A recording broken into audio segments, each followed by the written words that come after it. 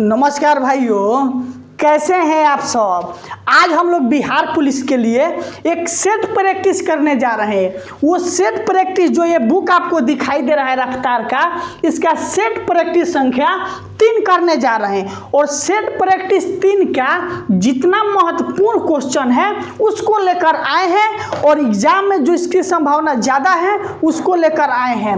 Video में अंत तक बने रहिएगा क्योंकि इसमें 20 से 22 क्वेश्चन लिखा गया है, लेकिन यहाँ से लगभग आपका 50 से 60 क्वेश्चन क्लियर होने जा रहा है। और मात्र 10 मिनट में ऐसा सेट प्रैक्टिस आपको कहीं मिलने वाला नहीं है। कुछ लोग का प्रश्न आ रहा है कि सर इसी का क्यों करा रहे हैं। देखिए 5 वो रफ्तार कराकर फिर 5 आपका किरण का भी करा देंगे, टेंशन नहीं लेना है। ये तीसरा है, जैसे 5 इसका कंप्लीट होगा 5 किरण का कराएंगे, 5 इसका कराएंगे, ताकि आपको ये चीज़ नहीं लगे कि केवल इजी वाला कराना है। इजी और हार्ड दोनों मिलाकर चलना है।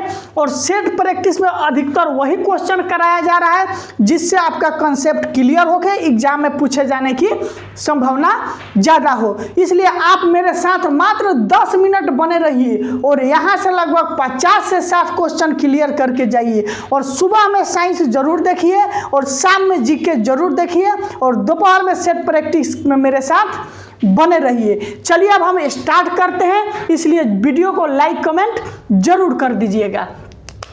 लिखा है प्रैक्टिस सेट संख्या कितना है आपका 3 है, ठीक। इसमें है कि कंगारू कहाँ का राष्ट्रीय प्रतीक है, ऑस्ट्रेलिया का है।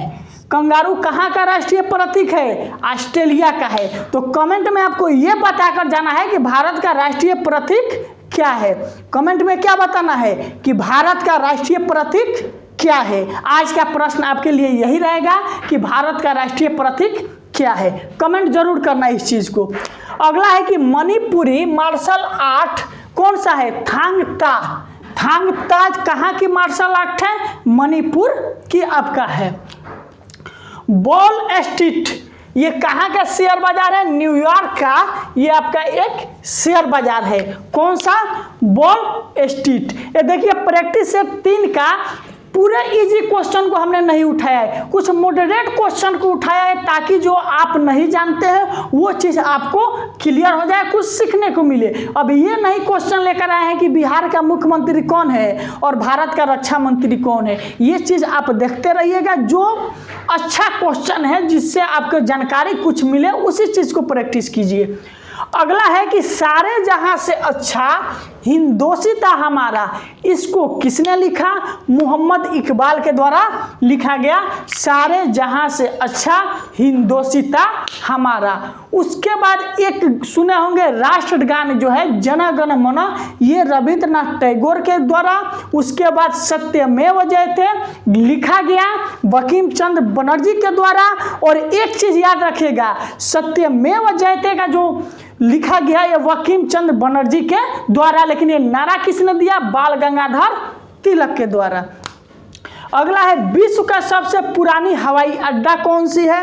विश्व का आपका सबसे पुरानी हवाई अड्डा डच KLM, ठीक। विश्व की सबसे पुरानी हवाई अड्डा डच KLM है। अगला प्रश्न है कि ग्राम पंचायत की स्थापना। देखिए अधिकतर इसमें से टॉपिक हमने पढ़ा दिया है, इसलिए मेरे टॉपिक को जरूर आप लोग रिवीजन करते रहिएगा। हो सकता है टॉपिक वही रहेगा, अगर उससे बाहर भी क्वेश्चन जाता है उसी टॉपिक से रिलेटेड तो आपसे बन जाएगा, ये चीज़ कंफर्म रहिएगा। क्योंकि अगर उतना चीज़ जानते हैं तो ऑप्शन कैसे पकड़ना है ये लास्ट में आपको बताएंगे एग्जाम के टाइम। ग्राम पंचायत की स्थापना भाग 4 में इसके बारे में बताया गया है। भाग 4 में आपका राज्य के नीति निर्देशक तत्व के बारे में भी बताया गया है। ग्राम पंचायत ये कौन सा अनुच्छेद है, ग्राम पंचायत का गठन अनुच्छेद 40 कहता है। अगला है कि संसद की सदस्यता समाप्त होगी अगर आप संसद है, अगर 60 दिन तक संसद में अनुपस्थित रहते हैं, किसी भी तरह की बैठक में भाग नहीं लेते हैं तो आपकी सदस्यता समाप्त हो जाएगी। संसद के 2 सदन हैं, लोकसभा राज्यसभा। लोकसभा अस्थायी सदन होता है जबकि राज्यसभा अस्थायी सदन होता है आपका।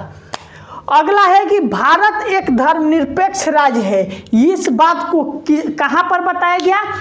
प्रस्तावना में बताया गया। और संविधान की कुंजी किसको कहा जाता है? प्रस्तावना को कहा जाता है। और प्रस्तावना को भी हमने अपने टॉपिक में बता चुका है, इसलिए जरूर देखिएगा नए लोग, क्योंकि एक एक चीज को हम टॉपिक वाइज लाकर क्लियर किए हैं। अगला है सब्रूतो कप किससे संबंधित है? फुटबॉल से संबंधित है। कुछ ऐसे टॉपिक है जिसको नहीं पढ़ाए हैं उसको सुबह शाम पढ़ा रहे हैं, इसलिए टेंशन फ्री रहना है। सब्रूतो कप किससे संबंधित है? फुटबॉल से संबंधित है। अगला है कि विश्व में कॉफी का सबसे बड़ा उत्पादक कौन सा देश में होता है? ब्राजील में होता है। विश्व में सबसे ज़्यादा कॉफी का उत्पादन आपका ब्राजील में होता है। और चावल के बारे में पूछे तो चीन होगा, गेहूं के बारे में पूछे तो चीन होगा, और चावल गेहूं दोनों में भारत का स्थान द्वितीय है। अगला है कि बुद्ध लिखा है, बुद्ध के उपदेश किस भाषा में दी गई? पाली भाषा में दी गई। बुद्ध के जो उपदेश दिया गया वो किस भाषा में दिया गया? पाली में दिया गया। आपसे बताए हैं कि बुद्ध से एक प्रश्न जरूर पूछा जाएगा, और बुद्ध से संबंधित जितना प्रश्न है वो सभी क्लियर करा दिए हैं। आप देख रहे होंगे कि जब सेट प्रैक्टिस करा रहे हैं तो जो पढ़ाए हैं वही पूछ रहा है कि बुद्ध का उपदेश किस भाषा में दिया गया? पाली भाषा में। अगला है कि श्रीनगर से लेह तक, ये भी पढ़ा चुके हैं, जोजिला दर्रा है। श्रीनगर से लेह तक कौन सी दर्रा है आपका? जोजिला दर्रा। दर्रा से भी संबंधित टॉपिक पढ़ा चुके हैं। अगला है गांधी इरविन समझौता, ये भी आपको पढ़ा चुके हैं, अधिकतर चीज पढ़ा चुके हैं।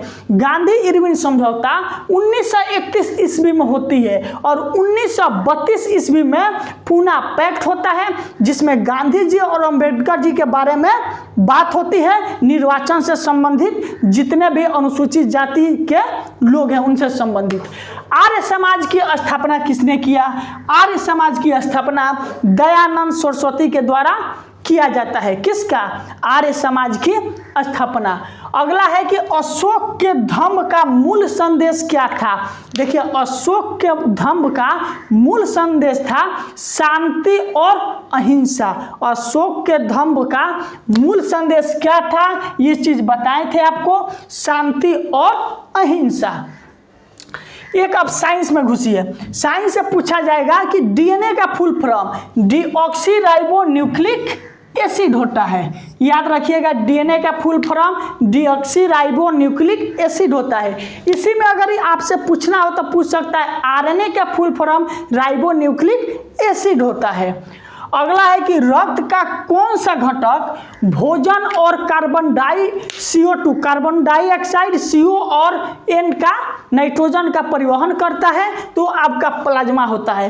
रक्त में आपका होता है RBC, WBC और प्लाज्मा, प्लेटलेट्स होता है। ये सब चीजें होती है। तो जैसे हम बायोलॉजी का टॉपिक पढ़ेंगे उसमें क्लियर करा देंगे RBC का क्या कार्य है, WBC का क्या कार्य है। अगला है ट्रांसफार्मर। ट्रांसफार्मर का क्या कार्य है? ट्रांसफार्मर आपके गांव में लगा होगा तो उसका क्या काम है?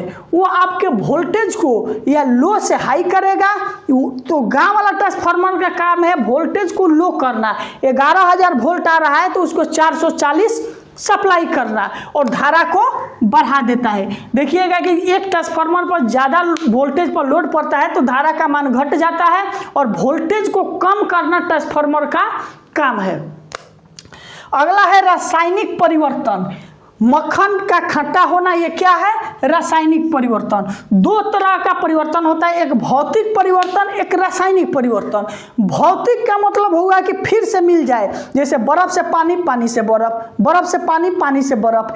या आप कह सकते हैं एक और चीज आपका हो जाता, जैसे मोमबत्ती का पिघलना, पिघलेगा तो फिर मोम मिलेगा, फिर उसको जमाइएगा तो मोमबत्ती बनेगा। ये आपका क्या है? भौतिक परिवर्तन हो गया। लेकिन रासायनिक होता है जो एक बार परिवर्तित हो जाने पर फिर अपने पुराने पुराने रंग में नहीं आता है। जैसे लोहा पर जंग लग गया, क्या जंग लग गया तो फिर लोहा प्राप्त हो सकता है? नहीं हो सकता है। दूध से आप दही बना दीजिए, क्या फिर दही से दूध बना लीजिएगा? नहीं बनेगा। ठीक इस तरह की जितना भी परिवर्तन, मान लीजिए मोमबत्ती का जलना, मोमबत्ती का जब जल गया तो फिर उसे मोम नहीं प्राप्त करेंगे, वो आपका रासायनिक हो जाएगा। और मोमबत्ती का पिघलना फिर से प्राप्त हो जा रहा है तो वो आपका भौतिक होगा। उसी तरह मक्खन का फटना यानी दूध फट गया तो वो आपका रासायनिक होगा। अगला है कि उन्नी कपड़े शरीर को जाड़े में गर्म रखता है।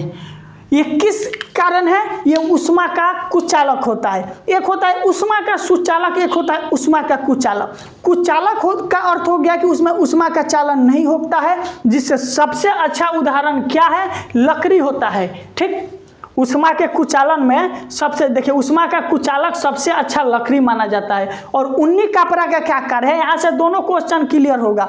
उन्नी कपड़ा क्या काम है? आपके शरीर के अंदर किसी भी तरह के उष्मा को प्रवेश नहीं करने देगा। उष्मा प्रवेश नहीं करेगा तो आपका शरीर का हीटिंग बना रहेगा, इसलिए आपको ठंडा महसूस नहीं होता है। परम शून्य दाब कितने टेम्परेचर को बोला जाता है? -273 डिग्री सेंटीग्रेड को परम शून्य दाब बोला जाता है। इस तरह पढ़िए आराम से टॉपिक भाई, रिजल्ट आपका हो जाएगा, घबराने की जरूरत नहीं है। घबराइएगा तो आपका मालूम चलेगा सब कुछ पढ़ लिए, स्कोरो नहीं बढ़ेगा, समझ में भी नहीं आएगा। अगला है कि हर 8वें तत्व का गुण पहले तत्व का समान होता है। यह है पीरियोडिक टेबल से संबंधित। किसने बताया था? न्यूलैंड का जो अष्टक नियम है उसमें बताया गया है हर 8वें तत्व का गुण पहले तत्व का समान होता है। उष्मा का कुचालक सबसे अच्छा लकड़ी है, इसलिए देखिएगा जो कपड़ा प्रेस करने वाला होता है वो अपने बगल में लकड़ी रखता है, वो उसको गर्म करके उसी पर रखता है, क्योंकि उसमें उष्मा का चालन नहीं होगा। चालन नहीं होगा तो वैसे ही हिट रहता है। ठीक ये चीज समझ गए होंगे। और आपसे जो क्वेश्चन पूछे हैं कि भारत का राष्ट्रीय प्रतीक क्या है, कमेंट करके बताना है और जल्द से इसका स्क्रीनशॉट ले लीजिए और ये बताना है कि कैसा लगा आपको सेट प्रैक्टिस। देखिए 100 क्वेश्चन का सेट प्रैक्टिस करने से कोई ज़्यादा फायदा नहीं है। 1.5 से 2 घंटा लगा देंगे, आपका कंसेप्ट उब भी जाइएगा, डेली पढ़िएगा भी नहीं। इससे अच्छा है कि जो 25 हाईलाइट क्वेश्चन है उसको लेकर आएंगे, वहाँ से लगभग आपका 50 से 60। इससे ये नहीं है कि 22 से 24 क्वेश्चन क्लियर हुआ है, 50 से 60 क्वेश्चन का कंसेप्ट क्लियर हुआ है। इसलिए इस तरह सेट प्रैक्टिस कीजिए, आपका रिजल्ट जरूर होगा। आज के क्लास के लिए आप सभी को दिल से बहुत बहुत धन्यवाद।